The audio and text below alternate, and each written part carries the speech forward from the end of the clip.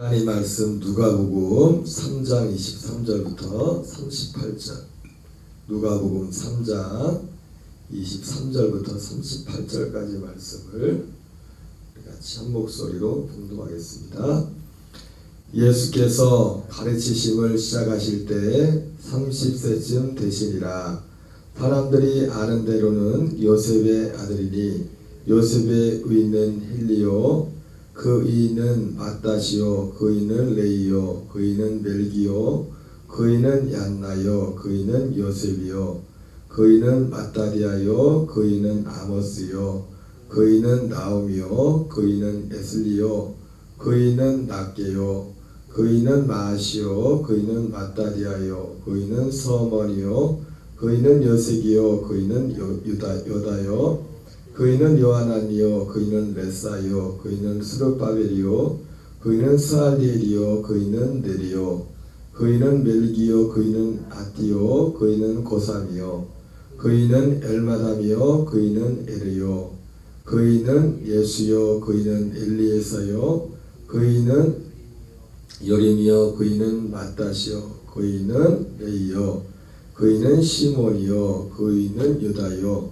그 이는 요셉이요, 그 이는 요남이요, 그 이는 엘리야김이요, 그 이는 멜레아요, 그 이는 멘나요, 그 이는 마따다요, 그 이는 나단이요, 그 이는 다이시요, 그 이는 이세요, 그 이는 오벳이요, 그 이는 보아스요, 그 이는 살몬이요, 그 이는 나손이요, 그 이는 아미나답이요, 그 이는 아니요, 그 이는 헤스론이요, 그 이는 베레스요, 그 이는 유다요, 그 이는 야곱이요, 그 이는 이삭이요, 그 이는 아브라함이요, 그 이는 데라요, 그 이는 나홀이요, 그 이는 스룹이요, 그 이는 루이요, 그 이는 벨렉이요, 그 이는 헤버요, 그 이상은 살라요, 그 이는 가이난이요, 그 이는 아박사시요, 그 이는 셈이요, 그 이는 노아요, 그 이는 레멕이요, 그 이는 무드셀라요, 그 이는 에녹이요, 그 이는 야렛이요, 그 이는 마랄렐이요, 그 이는 가이난이요,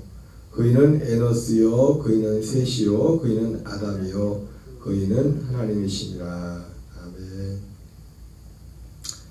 오늘은 누가복음 3장 23절부터 38절까지, 누가복음 3장 23절부터 38절까지 본문을 중심으로 예수 그리스도의 족보에 대해서 잠깐 살펴보도록 하겠습니다.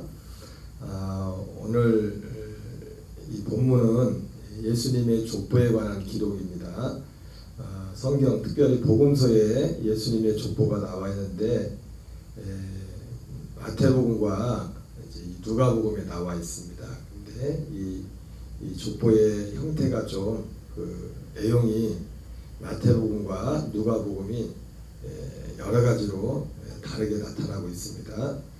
그 이유 중에 하나는 먼저 이제 이 복음서를 이 복음서도 사실은 역사서라고도 하지만 일종의 하나의 편지죠. 편지가 누군가에게 읽으려는 받는 사람한테 이것을 읽을 사람에게 수신자에게 보내는 것인데 이 편지를 받는 이 복음서를 볼 사람들의 대상을 고려해서 이 성경을 기록을 하였습니다. 그래서 우리가 일반적으로 마태복음의 수신자는 유대인들을 위하여 기록이 되어 있고, 유대인 그리스도인들을 향해서 유대인들을 위해서, 그리고 누가복음은 이방인들을 위하여 이 복음서가 기록되었기 때문에 기록의 그 족보에 있어서도 그러한 것들을 고려하는 것을 보게 됩니다. 어찌하든지 이 복음을 전하기 위해서 유대인에게는 유대인에게처럼, 헬라인에게는 헬라인에게처럼 복음을 전했던 사도 바울과 같이 그러한 목적으로 이 족보에도 그것이 나와 있습니다. 그래서 이 마태복음의 족보는 특징이 있다면 아브라함과 다윗의 자손인 예수 그리스도의 세계라 이렇게 시작하죠. 마태복음 1장 자체가. 그러면서 마태복음 1장 시작부터 이제 족보를 먼저 이제 예수 그리스도의 족보에 대해서 육신의 족보에 대해서 기록을 하고 있습니다. 그래서 근데 거기에 특징은 우리가 보면 알듯이 사실은 이것이 기록 족보의 기록 방식에 있어서도 이제 위에서부터 마태복음 위에서부터 아래로 내려오는 아브라함과 다윗에부터 예수 그리스도 혈통으로 예수 그리스도의 육신의 부모가 되시는 요셉까지의 위에서부터 아래로 내려오는 그러한 어떤 방식을 취하고 있고, 반면에 이 누가복음은 아래서부터 요셉부터 심지어 어디까지 올라갑니까? 하나님까지 올라가는 그런 아래에서 위로 올라가는 그런 기록의 방식을 선택하고 있습니다. 이것은 실제로 이 기록 방식, 족보를 기록하는 방식 자체가 유대인들은 위에서부터 아래로 내려오는 그런 방식을 취하고 있고, 이방인들은 그때 당시 그리스나 로마 이 헬라이 지역의 사람들은 족보를 기록할 때 아래에서부터 위로 올라가는 그런 방식을 취하고 있었습니다. 그래서 이 복음서를 기록할 때도 그 대상자가 물론 모든 사람들이 결과적으로 이제 모든 사람들이 이 복음서를 읽게 되었지만은 1차적으로 이 복음서를 기록을 할 때는 그 특정한 어떤 대상을 특정하여 염두에 두고 기록했던 것을 우리가 보게 됩니다. 그래서 마태복음은 위에서부터 아래로, 누가복음은 아래에서부터 위로 올라가는 그런 방식을 취했고, 그것이 이 복음서의 1차적인 대상이 마태복음은 유대인이고 누가복음은 이제 이방인을 고려하는 것이었기 때문에 그랬다고 말씀을 드렸습니다. 그리고 또 그것이 또 어떤 면으로 나타납니까? 이 마태복음에서는 족보가 일부 많이 빠졌습니다. 사실은 아브라함부터 다윗에 다던 예수 그리스도의 세계라고 했을 때 그 자체에서도 아브라함부터 뭐 다윗까지 연례되어, 다윗부터 뭐 누구까지 연례되어, 그리고 요셉까지 뭐 연례되어, 이렇게 연례대로 되었는데, 사실은 그 연례대라고 기록한 거기에도 그 족보에서 빠진 사람들의 숫자가 있어요. 그걸 보면 사람들이 그렇게 생각할 그것은 우리가 그걸 보고도 이거 성경 틀렸네, 이거 왜 이렇게 했대, 이렇게 우리가 할 게 아니라 그것은 그것 또한 어떤 족보를 기록하는 유대인들의 어떤 독특한 어떤 문화적인 풍습입니다. 어떤 의도를 두고서. 그래서 그것이 뭐 이거 성경 거짓말이다 이렇게 하는 것이 아니라 어떤 14라는 그 어떤 숫자에 맞추기 위해서 그것을 기록하는 유대인들의 독특한 방식으로 알면 됩니다. 그래서 그 14라는 숫자가 결국은 다윗의 히브리어로 다윗이란 이름을, 그 다윗이란 이름을 들어가는 그 우리 영어로 말하면 알파벳, 우리로 말하면 모음 자음 있지 않습니까? 거기에 그 이스라엘의 히브리어에는 그 단어 하나가 숫자예요, 숫자. 그 숫자 그걸 다 합치면은 다윗이라는 이름의 숫자를 합치면 14라는 14라는. 그래서 그런 어떤 상징적인 그 어떤 목적을 두고서 특별히 성경이 유대인들한테 기록하는 것이기 때문에 그 그래서 유대인들이 기록하기 때문에 아브라함과 다윗의 자손 예수 그리스도의 세계라고 이렇게 말하고 있지 않습니까? 그래서 그 연례대라는 것도 바로 그러한 이 다윗이라는 이것을 염두에 두고서 14대에 맞췄고, 그래서 우리가 실제로 이스라엘 사람들이 14라는 숫자를 얼마나 좋아합니까? 이 다윗의 그 국기에도 다윗의 별이라고 되어 있지, 다윗의 별. 이스라엘 국기에도. 그리고 베들레헴에 예수 탄생 교회에 가면은 거기 별이 있는데 그게 14각형, 14각형이라는 게 맞나? 별이 이제 14개 각이 14각으로 이렇게 되어 있는데, 그것도 다 그러한 이유에서 그렇게 되어 있습니다. 그래서 14대 하는 그 형태에 있어서도 그 속에서조차도 대수가 실제로 그 혈통에 육신의 그 혈통이 빠져버렸어요. 이렇게. 그러나 그것조차도 유대인들이 어떤 14대라는 것을 어떻게 맞추어서 그리고 기마트리아인가 뭐 그런 표현 방식이라고 그렇게 말하는데 그것은 그들 문화에 있어서 어떤 자연적인 어떤 표현 방식 중에 하나입니다. 그래서 우리가 그걸 이해하지 못하면 이거 문제 삼기 좋아하는 진짜 이방 불신자들이 볼 때 이게 성경 거짓말 아니냐 뭐 그렇게 말할 수 있지만 그런 것이 아니라는 것을. 그리고 또 그 자체에서도 누가복음과 다른 건 뭡니까? 아브라함과 다윗 이전에도 살던 사람들이 조상들이 많잖아요. 그 족보가 빠져버렸어요. 그것은 아마도 마치 유대인들에게 있어서는 지금 이 누가복음은 방식 자체도 아래서부터 위로 올라갔지만 하나님까지 올라가잖아요. 그죠? 하나님까지. 그리고 아담도 나오고. 근데 왜 그것이 빠졌을까 생각할 때 유대인들에게 있어서는 하나님이라는 분은 뭐 당연하잖아요. 하나님 살아계신 거는 하나님을 믿는 사람들. 이방인들은 하나님이라는 존재 자체를 이 성경이 말하는 하나님의 존재 자체가 다른 이방 신들을 섬기고 있지 않습니까? 그렇기 때문에 유대인들에게 있어서는 창조주 하나님, 그 창조주 하나님이 아담과 하와를 이건 뭐 당연한 거죠. 구약 성경에 나와 있으니까. 구약 성경 전체가 그 얘기를 하고 있는 것이니까. 특별히 그래서 마태복음에서 강조하고 있었던 것은 로마서 말씀처럼 혈통으로는 다윗의 혈통에서 나셨고 다윗의 혈통에서 나셨음을 말하기 위한 그런 목적이.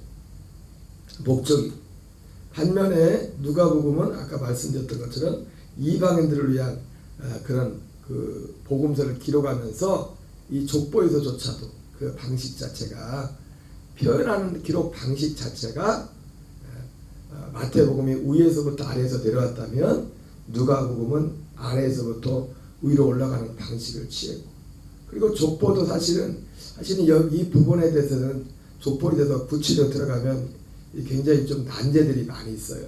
난제들이. 그러나 지금 이 시간에 드리고 싶은 것은 이런 정도에서만 말씀을 드리려고 합니다. 그래서 앞서 맡은 것처럼 마태복음과 다른 것은 아래에서부터 위로 올라갔고 그리고 아담과 하나님까지 이렇게 기록된 것을 보게 됩니다. 이방인을 위한 그 족보를 예수 그리스도의 오심에 대해서 특별히 역사적인 사실 하나님의 예수 그리스도의 오심이 역사적인 사실이라는 것을 우리가 누가복음 1장에서 그 누가가 데오빌로 각하에게 1차 이 편지의 수신자는 누구였어요? 데오빌로 각하라는 어떤 이방인 그리스도인 이제 예수 믿기 시작한 얼마 안 된 이방인 그리스도인을 해서 쓰여진 거지 않습니까? 그래서 누가복음 1장에 기록의 목적에 대해서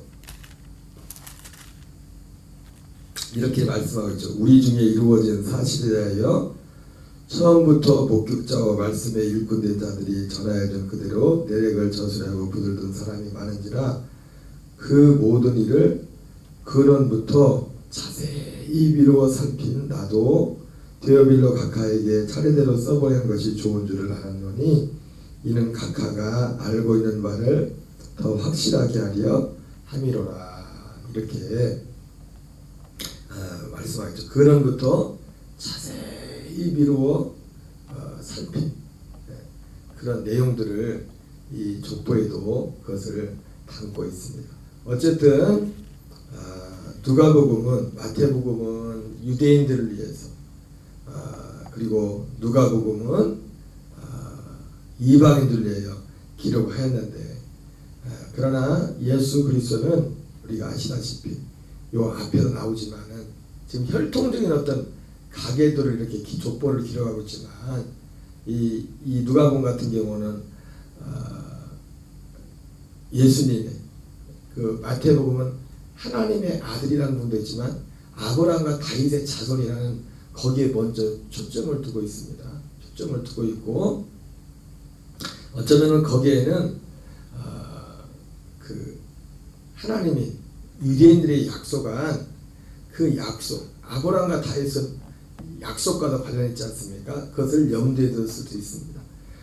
그러나 누가복음에서는 요 족보를 기록하면서 그 앞에 바로 예수님이 세례를 받고서 세례받은 그 장면 바로 이어서 이 족보를 기록하고 있습니다. 그리고 예수님이 세례요한에게 세례를 받고 나서 하늘에서 소리가 들리죠. 이는 내 사랑하는 아들이요.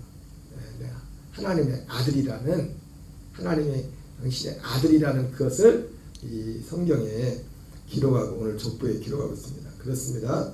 예수 그리스도는 혈통으로는 이렇게 난 것이지만 그러나 하나님의 아들이었고 그리고 이것을 더 정확히 말하면 복음은 로마서 1장 3절 4절에 나온 것처럼 예수 그리스도는 혈통으로서는 육신으로는 다윗의 혈통에서 나셨고 성결의 영으로는 하나님의 아들로 선포되셨으니 곧 우리 그리스도 주라 이렇게 말씀하고 있습니다.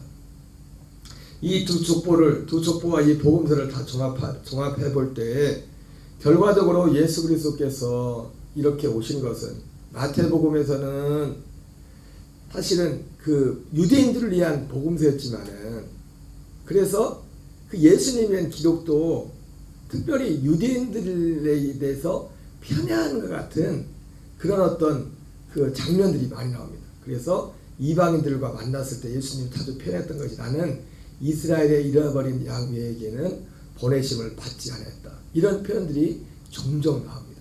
이런 표현들 하나조차도 이 복음서가 이 마태복음이 이 아브라함과 다윗의 자손 유대인들에 대하여 기록했다는 것을 부각시키기 위한 것이죠.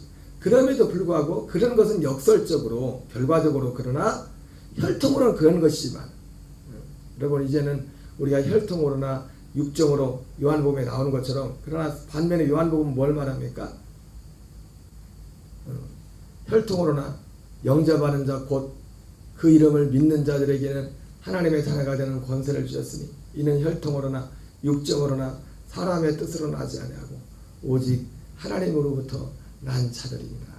결과적으로 이 복음서마다 그 독자들에게 독자들을 염두에 둔 것은 맞지만은 결과적으로 모든 복음서를 종합해 볼 때 로마서 9장 6절 9절의 말씀처럼 예수 그리스도께서 이러한 모습으로 오시는 것이 사실이지만 하나님의 말씀이 폐하진 것 같지 않도다. 이스라엘에서 난 자가 다 이스라엘이 아니요 아브라함의 씨가 다 아브라함의 씨가 아니라. 하나님이 예수 그리스도가 마태복음 같은 경우는 마태복음 자체도 사실은 아브라함과 다윗의 자손으로 오신 것처럼 보이지만 결과적으로는 성경의 종합적인 그 결과를 말씀하고 있습니다. 이스라엘이라는 자가 다 이스라엘이 아니요 아브라함의 씨가 다 아브라함의 씨가 아니라 오직 약속의 자녀가 시로 여김을 받을 것이니 이삭으로부터 난 자만이 시로 여김을 받으리라 말씀했던 것처럼 결과적으로 이 예수 그리스도 사람들은 특별히 복음들은 눈에 보이는 그런 예수님의 어떤 것들에만 많은 초점이 맞춰있지만 그러나 더 중요한 것은 성결의 영으로는 죽은 자 가운데 부활하여 하나님의 아들로 선포되었습니다. 진정한 우리의 약속을 이루시는 이제는 이방인이냐 유대인이냐 그게 중요한 게 아니라 오직 이 약속을 믿는 자만이 시로 여김을 받을 것이라 말씀했던 것처럼 우리는 이 족보를 통해서 1차적으로는 육신의 이 혈통, 육신의 이 가게들을 보지만 우리가 우리의 믿음은 거기서 끝나는 게 아니라 성결의 영으로는 죽은 자 가운데 부활하여 하나님의 아들로 선포되신 이 예수 그리스도. 그래서 육신으로 오신 것을 통해서는 바로 그리스도, 육신으로 오신 그리스도로 말미암아 율법에 대해 죽임을 당하여 우리의 믿음은 여기서만 끝나면 안 됩니다. 성결의 영으로는 죽은 자 가운데서 부활하신 그분에게로 가서 하나님을 위한 열매가 되라고 말씀했던 것처럼 오직 이제는 유대인이냐 이방인이냐 이것이 중요한 것이 아니라 하나님의 약속을 믿는 자가 바로 하나님의 아들이요 하나님께로 나는 백성임을 약속의 자손임을 다시 한번 기억하면서 오늘 우리가 육신으로는 실제로 이 이스라엘 이 족보와는 전혀 관계가 없는 우리는 그런 이 족보하고 마태복음이나 누가복음에 나오는 족보하고 우리하고 우리하고 연결되는 게 아니지 않습니까?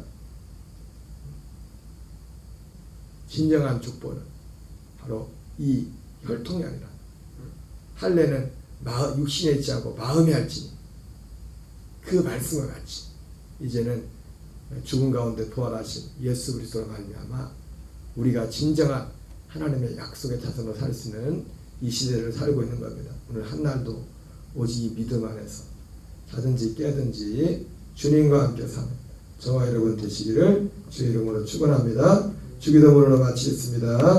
하늘에 계신 우리 아버지여, 이름이 거룩히 여김을 받으시오며 뜻이 하늘에서 이루어진 것 같이 땅에서 이루어지이다. 오늘날 우리에게 일용할 양식을 주옵시고 우리가 우리에게 죄진 자를 사하여 준 것 같이 우리의 죄를 사하여 주옵시고 우리를 시험에 들게 하지 마옵시며 다만 악에서 구하옵소서. 대개 나라와 권세와